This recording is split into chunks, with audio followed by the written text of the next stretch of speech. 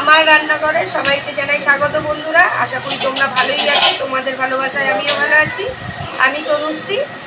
আমার রেসিপিটা দেখে যদি ভালো লেগে থাকে তাহলে প্রতিদিনের মতন একটা ভালোবেসে লাইক শেয়ার সাবস্ক্রাইব করে দেবে। আজকে রেসিপিটা দেখো।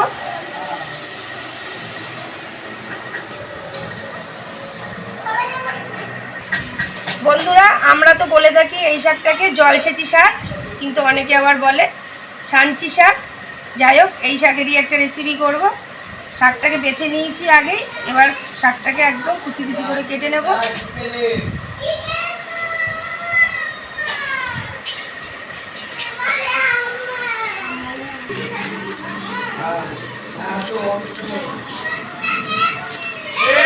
এরকম করেই পুরো শাকটাকে কেটে নেব।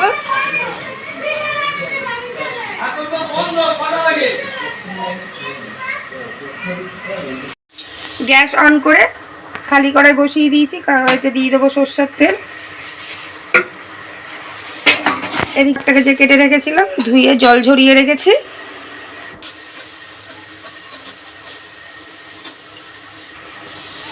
তেল গরম হয়ে গেছে, ফোড়নে দিয়ে দিলাম শুকনো লঙ্কা,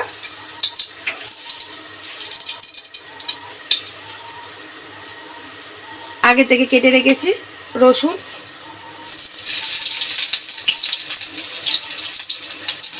কাটা পেঁয়াজ,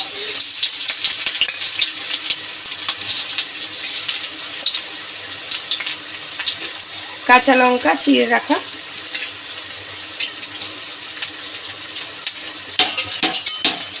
নেড়ে চেড়ে সব একসাথে ভালো করে ভেজে নেব।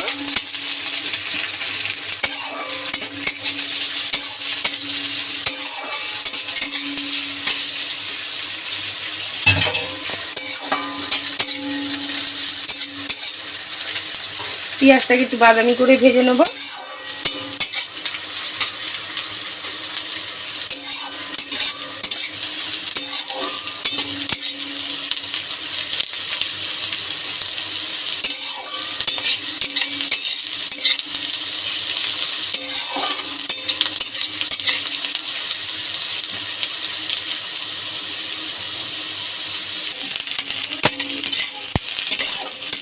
রসুন পেঁয়াজ সব বাদামি করে ভাজা হয়ে গেছে।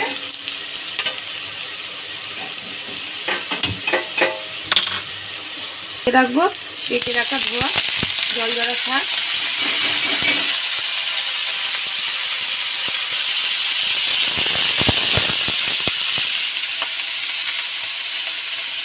স্বাদ মতো নুন দিয়ে দেবো,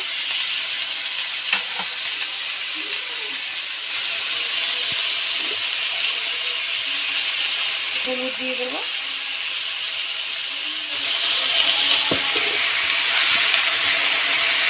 মিশিয়ে নেবো নেড়ে চেড়ে।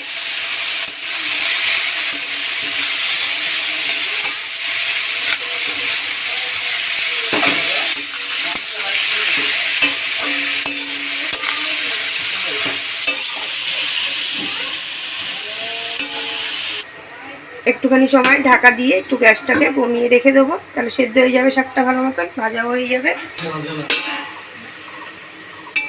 বেশ কিছুক্ষণ ঢাকা দিয়ে রেখেছিলাম, ঢাকাটা একটু খুলে নাড়াচাড়া দিয়ে নেব।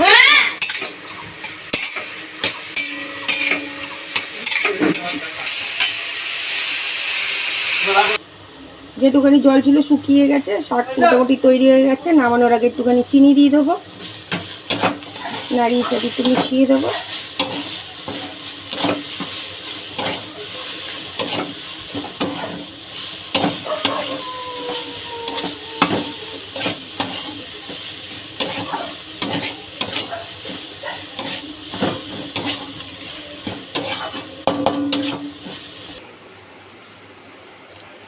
আমি তো বলেই থাকি বন্ধুরা, আমার রেসিপি থেকে তোমরা বাড়িতে একদিনকার করে খেয়ে দেখো, আশা করি দারুণ লাগবে।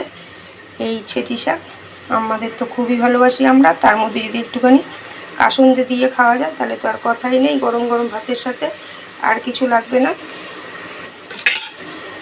তাহলে এইভাবে সব সময় পাশে থেকো বন্ধুরা আমার, ভালো থাকবে সুস্থ থাকবে। Thank you.